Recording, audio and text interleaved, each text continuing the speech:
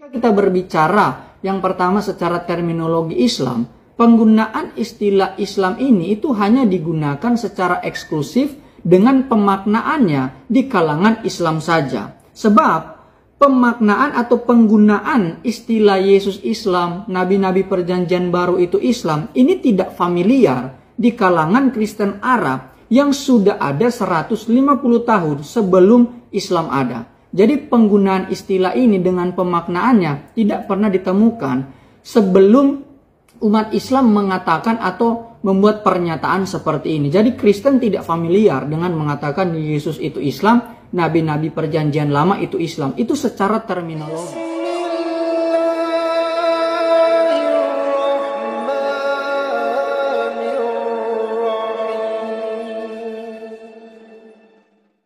Bismillahirrahmanirrahim. Assalamualaikum warahmatullahi wabarakatuh.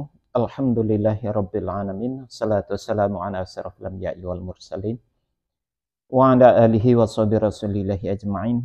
Rabbi shrah li sadri wa yassir li amri wa hlul 'uqdatam min lisani yafqahu qawli. Alhamdulillah, puji syukur kita ucapkan kehadirat Allah Subhanahu wa taala. Sampai hari ini Allah masih memberikan kita kesehatan dan kekuatan serta kesempatan untuk tetap berta'abbudi kepadanya. Semoga kita tetap istiqomah untuk selalu mempertahankan akidah dan bertauhid hanya kepada Allah, serta termotivasi terus untuk melaksanakan ibadah kepadanya. Salawat dan salam kepada Nabi Allah Muhammad sallallahu alaihi wasallam. Allahumma salli ala Muhammad wa ala ali Muhammad. Uswatun hasanah buat kita semua, contoh suri tauladan hidup untuk seluruh umat manusia.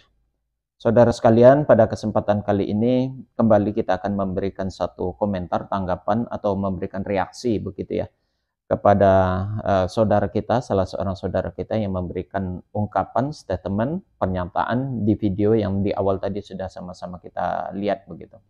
Dimana sebelumnya saudara kita ini memberikan di video sebelumnya, maksud saya di video saya sebelumnya saya memberikan jawaban tentang pengakuan ya, pernyataan dia yang mengatakan di dalam Al-Maidah atau surat yang kelima di ayat ke-73, 75 dan 116 itu merupakan konsep Trinitas di dalam Al-Quran. Padahal itu keliru besar dan menampar mukanya sendiri, ibaratnya begini, menepuk air di dulang, yang terpecik adalah mukanya sendiri. Justru ayat itu menyatakan atau pernyataan Allah yang menjelaskan tentang kafirlah orang-orang yang menyatakan bahwasanya Allah salah satu di antara yang tiga atau konsep Trinitas itu sendiri. Laqad kafaral ladzina qalu innallaha tsalitsun salasah. Jadi kafirlah orang-orang yang mengatakan Allah itu salah satu dari yang tiga. Nah, pada kesempatan kali ini, sebagaimana yang sudah sama-sama kita saksikan saudara, di awal tadi video yang dia sampaikan tentang terminologi kata-kata Islam ya, atau ya terminologi atau kata-kata Islam. Penyebutan kata-kata Islam itu menurut saudara kita ini bukanlah satu kalimat atau lafaz yang begitu familiar di kalangan kekristenan awal begitu ya. Yang mana klaim, mungkin menurut dia klaim umat Islam, nabi-nabi terdahulu itu adalah beragama Islam. Isa atau Yesus beragama Islam, kemudian nabi-nabi selain Yesus juga beragama Islam. Jadi kata-kata itu tidak ditemukan di komunitas Arab, Kristen Arab di 150 tahun sebelumnya begitu. Begini saudara, memang kata-kata Islam itu tidak familiar di kalangan kekristenan begitu ya, karena memang mereka tidak menerima tentang kalimat itu. Tapi setidaknya begini saudara, kalimat Islam atau kata-kata Islam itu disematkan oleh Al-Quran, dan buktinya itu terdapat di dalam Al-Quran, disematkan kepada nabi-nabi sebelumnya, termasuk di dalamnya Yesus ya, atau Isa alaihissalam, itu jelas disebutkan begitu ya. Kalau saudara kita ini mengatakan kata-kata Islam atau terminologi kata Islam itu tidak familiar di kalangan kekristenan Arab ya, itu tidak masalah. Bukan hal itu yang menjadi suatu pernyataan yang pantas untuk dijadikan patokan. Justru patokannya harusnya adalah kitab suci. Nah, di dalam hal ini tentang kata-kata Islam yang dikonotasikan kepada nabi-nabi sebelumnya itu jelas dinyatakan di dalam Al-Quran. Kalau di dalam kekristenan tidak ada, menurut kata saudara kita ini, ya wajar karena mereka tidak menerima tidak menerima Islam itu sendiri dan tidak menerima Alkitab itu sendiri atau tidak menerima Al-Qur'an itu sendiri gitu. Tapi di dalam Al-Qur'an pernyataan bahwasanya Islam sudah ada jauh sebelum Islam itu dibawa oleh Muhammad, itu sudah ada. Kita nanti bisa lihat misalnya di dalam surat Al-Hajj ini saudara, surat Al-Hajj ayat yang ke-78 bunyinya Bismillahirrahmanirrahim. Harrajim millata abikum Ibrahim huwa sammakumul muslimina min qablu wa fi hadzal yakuna rasulu syahidan 'alaikum wa takunu syuhada'a 'alal nas.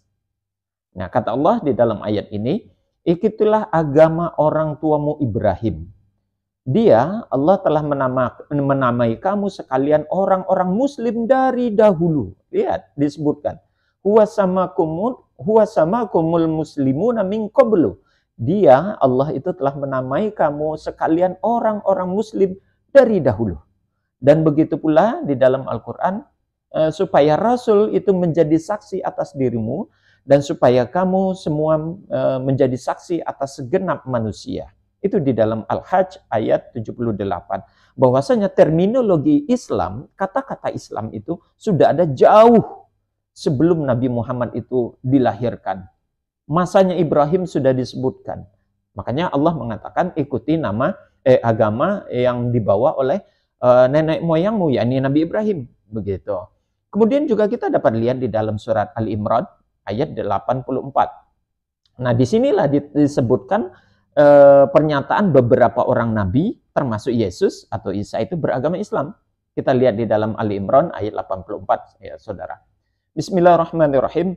Kul amanna billahi wa ma unzila alaina wa ma unzila ala Ibrahim wa Ismail wa Isha wa Yaqub wal asbat wa ma utiya Musa wa Isa wan nabiyuna min rabbihim la nufarriqu baina ahadim minhum wa nahnu lahu muslimun.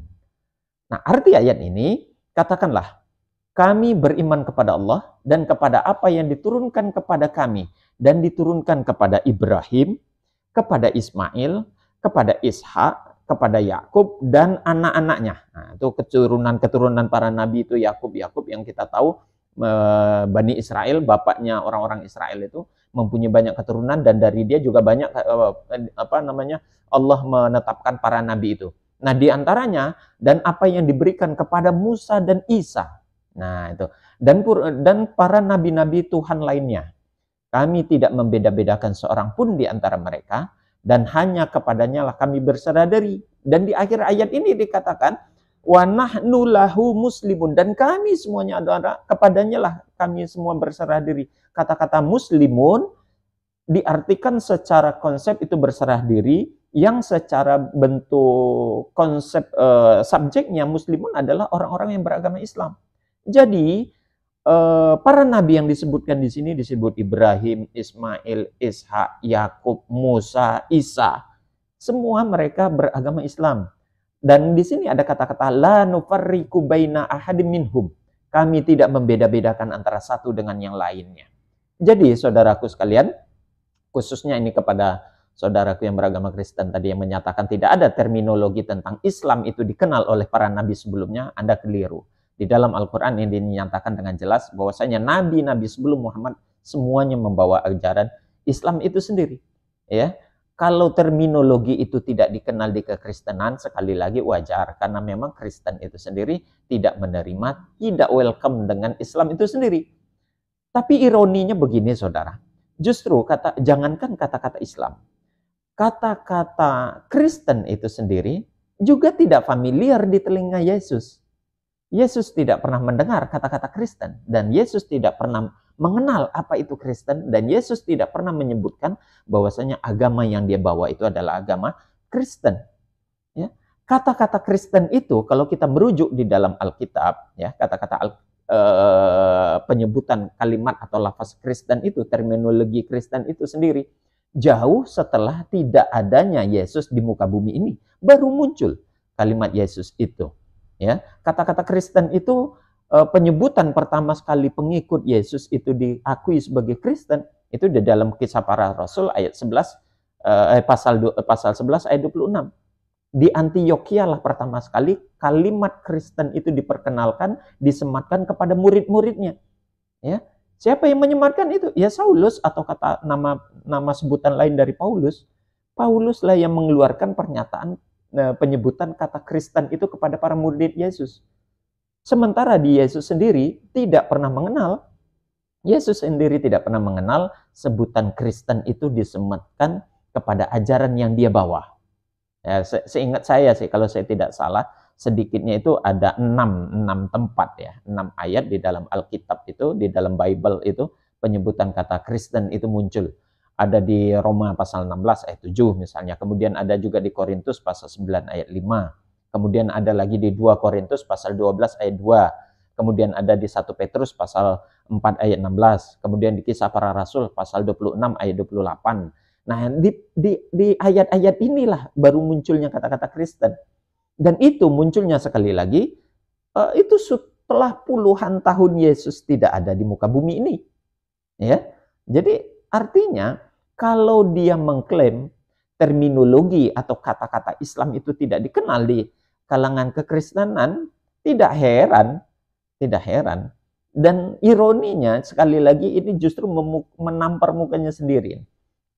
Mengatakan kata-kata Islam itu asing di kalangan kekristenan, tidak usah kata-kata Islam. Kata-kata Kristen itu sendiri tidak familiar di telinga Yesus. Yesus tidak pernah mengklaim ajaran yang dia bawa itu bernama Kristen. Yesus tidak pernah mengakui agama yang dia bawa itu adalah Kristen. Dan Yesus tidak pernah menyampaikan apa yang diajarkan itu adalah ajaran Kristen. Ya, jadi dia tidak memahami dengan baik tentang pola kalimat kekristenan itu sendiri.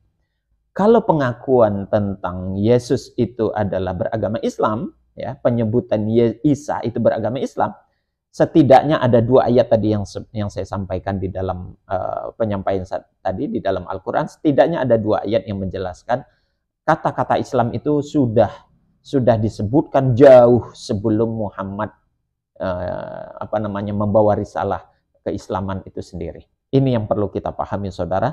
Dan saya rasa saudara kita ini sekali lagi blunder dengan pemahamannya sendiri, blunder dengan kata-kata Kristen itu sendiri. Justru Yesus tidak pernah mengajarkan agama Kristen, dan Yesus tidak pernah menyebutkan ajaran yang dia bawa itu adalah Kristen.